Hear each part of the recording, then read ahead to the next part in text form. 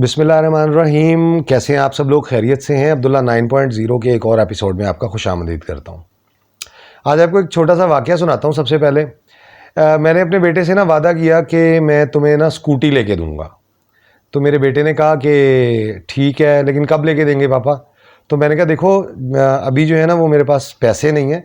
जैसे ही मेरे पास कुछ पैसे इकट्ठे होते हैं तो मैं तुम्हें स्कूटी दिला दूंगा। उसने कहा जी ठीक है। फिर उसने देखा कि मेरे पास पैसे आ गए। उसने वो वॉलेट में देख लिए कि जी पापा के पास तो पैसे आ गए हैं।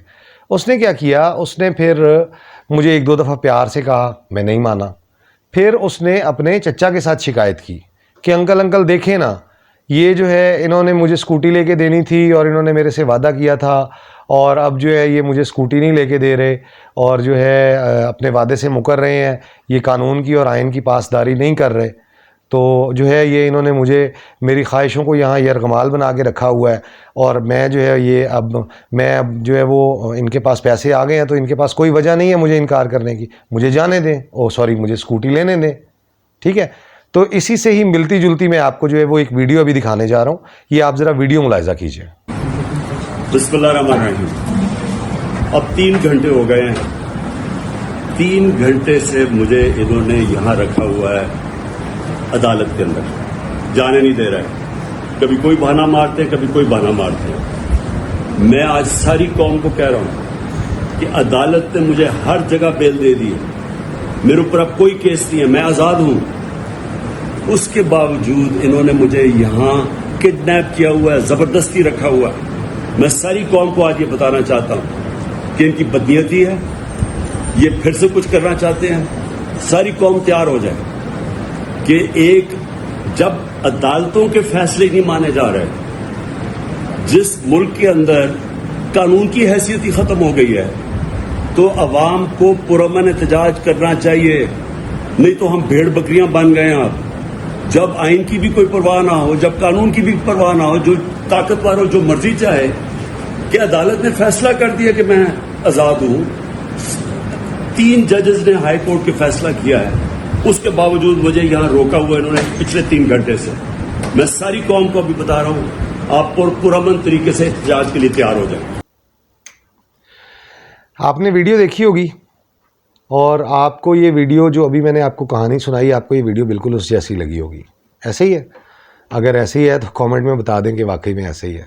आप ये देखें, मतलब like the person in the video, I respect that person, is just behaving like the character in the story I told you about. मतलब आप ये देखें कि कंपैरिजन करना शुरू कर देना। अगर तो मैं थोड़ा सा बैक एंड पे आप लोगों को ले चलूं कि कुछ दिन पहले जो है वो इमरान खान साहब को गिरफ़्तार किया गया और उसके बाद उनको जो है वो हिरासत में रखा गया और उस दौरान में जो पॉलिटिकल केओस हुआ, जो सोशल केओस हुआ, जो तोड़ फोड़, अमलाक का नुकसान और वो सब कुछ हुआ, वो आप लोगों ने अपनी आंखों से देखा। वो जो नुकसान हुआ है उसका ज़िक्र मैं आगे जाके करता हूँ। सबसे पहले जो यहाँ पे चीज़ ज़िक्र करना ज़रूरी है वो ये है कि इमरान खान साहब को अभी तक वो उसी प्रेमिसेस के अंदर मौजूद हैं। अभी तक उन्होंने फ्रेश एयर नहीं ली। उसके बावजूद जो है वो खान साहब कह रहे हैं कि ये इन्होंने मेरे साथ क्या कर दिया। ये मैं आपको एक और चीज़ बताऊँ। ये जो अभी आपने क्लिप देखा, आप इसको रिवाइंड करके देख सकते हैं। 10 मरतबा जो है वो अल्फाज इस्तेमाल हुए हैं, मेरे, मुझे, मेरे, मैंने, मैं। ये 10 मरतबा ये अल्फाज इस्तेमाल हुए हैं। हम का लफ्ज़ एक मरतबा भी इस्तेमाल नहीं हुआ कि हमें ये करना चाहिए, हमें ये करना चाहिए। हम का लफ्ज़ इस्तेमाल होता ही नहीं है। और ये मैं आज आपको एक नई एनालिटिकल थॉट दे रहा हूँ। पिछली भी कोई वीडियोस जो हैं वो जाके आप देख लें तो वहाँ पे वर्ड सिर्फ मैं का यूज़ हुआ है, हम का नहीं। यानी कि हम यहाँ पे बात कर रहे हैं इनफरादियत की। हम एक कौम की बात कर ही नहीं रहे। या तो खान साहब को जो है वो पॉलिटिकल तरबियत की अभी ज़रूरत है कि जहाँ पे आपने कौम को साथ लेके चलना होता है, जहाँ पे आपके मफाद और जहाँ पे आपके नुकसानात एक जैसे होते हैं, बराबर होते हैं, साझे होते हैं, तो वहाँ पे जो है वो आपके वर्ड्स जो आप इस्तेमाल करते हैं, ख़ासतौर पे जब आप पढ़ी लिखी कौम से मुखातिब हों, बाशऊर कौम से मुखातिब हों और बदकिस्मती से वो शऊर देने वाले भी आप ही हों, तो वहाँ पे मैं का आंसर नहीं होना चाहिए। दूसरी चीज़, मैं वाला आंसर आपने अपने दिमाग में रखना है लाजमी। अच्छा, उसके बाद मैं आपको बताता हूँ कि इसके ये मतलब वो खान साहब की गिरफ़्तारी भी हुई और उसके बाद उनकी रिहाई भी हुई। इसके बाय प्रोडक्ट्स क्या हैं? कोई भी केमिकल रिएक्शन होता है उसके बाय प्रोडक्ट्स होते हैं, इजाफी प्रोडक्ट्स होते हैं जो हमें हासिल होते हैं। उसमें क्या है, आप ये देखें कि खान साहब के ऊपर से तमाम तर मुकदमात पे उनको जो है वो बेल मिल जाती है, and I am quite happy for that कि उन्हें बेल मिल गई है।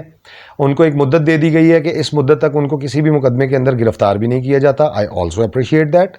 हर इंसान का हक है आज़ादी, और हर इंसान का हक है आज़ादी राय, और वो अपने आप को प्रूव कर सके आके कि मैं गिल्टी नहीं हूँ, ये मेरे पे जो मुकदमात किए गए हैं ये झूठे हैं।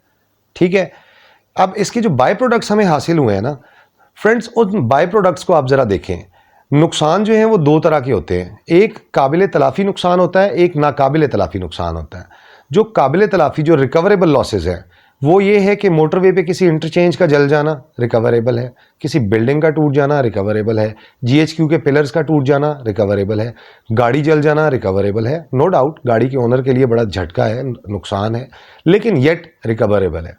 किसी की दुकान को या किसी की बिजनेस प्रॉपर्टी को आग लग जाए रिकवरेबल है, इंश्योरेंस एंड ऑल दैट, अल्लाह पाक भी मदद करने वाला है। जो नॉन रिकवरेबल लॉसेज हैं वो क्या है, अब मैं आपको बताता हूँ, गौर से सुनिएगा। मैं पर्सनली मास्टर्स क्वालिफाइड हूँ, for instance, like I am not sharing my qualifications here. मैं क्वालिफाइड हूँ, मैंने मास्टर्स किया है या मैंने एमफिल किया है या मैंने पीएचडी किया है, and my parents have invested in me in shape of fees, in shape of hostel charges, in shape of like anything. उन्होंने मेरी क्वालिफिकेशन पे क्या किया है, उन्होंने मेरी क्वालिफिकेशन के ऊपर इन्वेस्ट किया है। इन्वेस्ट किस लिए किया है? इन्वेस्ट इसलिए किया है कि आने वाले वक्त में उस इन्वेस्टमेंट के एवज में मैं उन लोगों को कुछ दे सकूं। अब यहाँ पे क्या चीज़ है, यहाँ पे आप लोग देखें कि जो जिस तरह की धमकियां दी गई, अब खुदा ना खास्ता अगर उन धमकियों के ऊपर अगर गवर्नमेंट एक्ट अपॉन कर जाती है तो उसके कितने नुकसान आते हैं। मैं बात कर रहा हूँ यहाँ पे जो इन्होंने कहा है कि जी जो ये पढ़े लिखे लोग यहाँ पे शामिल हैं खान साहब के साथ, उनको कैरेक्टर सर्टिफिकेट नहीं मिलेगा पुलिस से। तो सर, ना उनको कभी ज़िंदगी में गवर्नमेंट जॉब मिल सकती है और ना उनको कभी ज़िंदगी में इमिग्रेशन जो है वो इमिग्रेशन उनके लिए आसान हो सकती है। वो बाहर के मुल्क नहीं जा सकते नौकरी वगैरह के लिए। ठीक है जी, फिर मेरे पास क्या रह गया? मैं कुछ छोटा मोटा अपना बिजनेस स्टार्ट कर दूं, मेरे पास फाइनेंस तो है नहीं बिजनेस स्टार्ट करने के लिए, तो फिर मैं क्या करूंगा? मैं प्राइवेट सेक्टर में प्राइवेट सेक्टर की शर्तों के ऊपर मैं जो है वो अपनी नौकरी स्टार्ट कर दूंगा घर में अपना मामला वगैरह सीधा करने के लिए। इसमें जो चीज़ इग्नोर हो रही है वो मेरा टैलेंट है सर। मैं अगर कोई बहुत बड़ी ईजाद करने की सलाहियत रखता हूँ और वो मुझे उसके लिए प्लेटफॉर्म ही नहीं मिलना।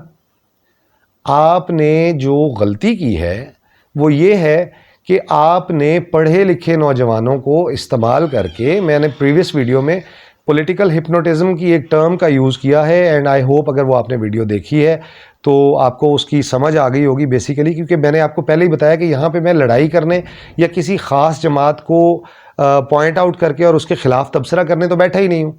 मेरा काम है यहाँ पे आपको दावत फ़िक्र देना, आपको एक नई सोच देना, आपको आपके नज़रिए का जहाँ जाविया बदलने की ज़रूरत है वो आपको जाविया दिखाना, मेरे जो मेरा स्टांस है। तो आप यहाँ पे देखिए कि उस यूथ को इस्तेमाल तो कर लिया गया, वो यूथ इस्तेमाल भी हो गई। अब मेरे पर्चे तो सारे खारिज हो गए या मुझे तो ज़मानत मिल गई है, एंड व्हाट अबाउट यू जो उस प्रोटेस्ट के अंदर शामिल थे और जो पढ़े लिखे नौजवान थे? आपके ऊपर दहशतगर्दी की दफ़ा लगी है, वो कौन हटाएगा? आप कहाँ से वकील करेंगे? आप कैसे अपने आप को प्रूव करेंगे अदालतों में, खास तौर पे जब आप एंटी गवर्नमेंट हो? This is going to be like impossible, quite impossible for a common man कि मेरे पे खुदा ना खास्ता अगर जो है वो दहशतगर्दी की दफ़ा लग जाती है। सर, मेरे अंदर तो इतना पानी नहीं है कि मैं उस दहशतगर्दी की दफ़ा को जाकर मैं रिमूव करवा सकूं। मुझे नहीं पता आगे इदारे कैसे हैं और वहाँ पे अपने आप को प्रूव करने के लिए मुझे क्या क्या करना पड़ेगा। हाँ, उसके लिए अच्छे दिनों का इंतज़ार किया जा सकता है कि अल्लाह करे इंशाल्लाह नेक्स्ट गवर्नमेंट जो है वो खान साहब की बनती है अगर, तो फिर उसमें मुझे कोई रिलीफ मिलने के चांसेस हैं। अगर नेक्स्ट जो है वो गवर्नमेंट खान साहब की नहीं बनती या जब तक खान साहब की गवर्नमेंट नहीं बनती तब तक मुझे किसी किस्म के रिलीफ की तवक्को नहीं करनी चाहिए। आई होप आपको मैसेज समझ आया होगा बेसिकली कि ये जो है ये पॉलिटिकल हिप्नोटिज्म है, और इसके बाद जब आपके सारे केसेस ख़त्म हो जाए तो आप कह रहे हैं मुझे इन्होंने रिहा कर दिया है, मुझे इन्होंने यहाँ बिठा के रखा हुआ है, 3 घंटे से इन्होंने मुझे अगवा किया हुआ है, मुझे ये घर नहीं जाने दे रहे, कौम तैयार रहे, मैं ये मेरे साथ कुछ और करना चाहते हैं। आप क्यों डरे हुए हैं? आप लीडर हैं, आपका डर नहीं चाहिए। और अच्छा, ऊपर से फिर जो है वो ये टिकटॉक और ये जो इस तरह की जो एक्सप्रेशन वाली वीडियोज़ हैं, इन्होंने इतनी बर्बादी कर दी जिसकी इंतहा नहीं है। Being leader you should face. आपको उस वक्त अपनी रिहाई की थी। आपको वीडियो बयान में कहना चाहिए था कि मुझे इन लोगों ने रिहा कर दिया है और अब मेरी रिहाई के बाद जो मेरी सबसे बड़ी प्रायोरिटी होगी वो ये होगी कि आप लोगों के ऊपर, मेरे तमाम कारकुनान के ऊपर जो झूठे मुकदमात इन्होंने किए हैं, मैं उसके लिए कोई ना कोई स्टेप्स लूंगा, मैं उसके लिए कोई ना कोई कोशिश करूंगा ताकि मैं अपने कारकुनान को सेव कर सकूं। लेकिन नहीं, मैं रिहा हो गया हूं, मुझे जमानत मिल गई है, मेरे केसेस इन्होंने ख़त्म कर दिए, मुझे ये घर नहीं जाने दे रहे, मैंने घर जाना है, मुझे नहीं पता, मैंने, what is this? I hope मैं जो खिड़की खोलना चाह रहा था वो खिड़की थोड़ी बहुत खुली होगी आपके सामने। मैं आखिर में जाते जाते मैं फिर ये कह दूं कि मैं किसी भी सियासी जमात को पॉइंट आउट नहीं कर रहा।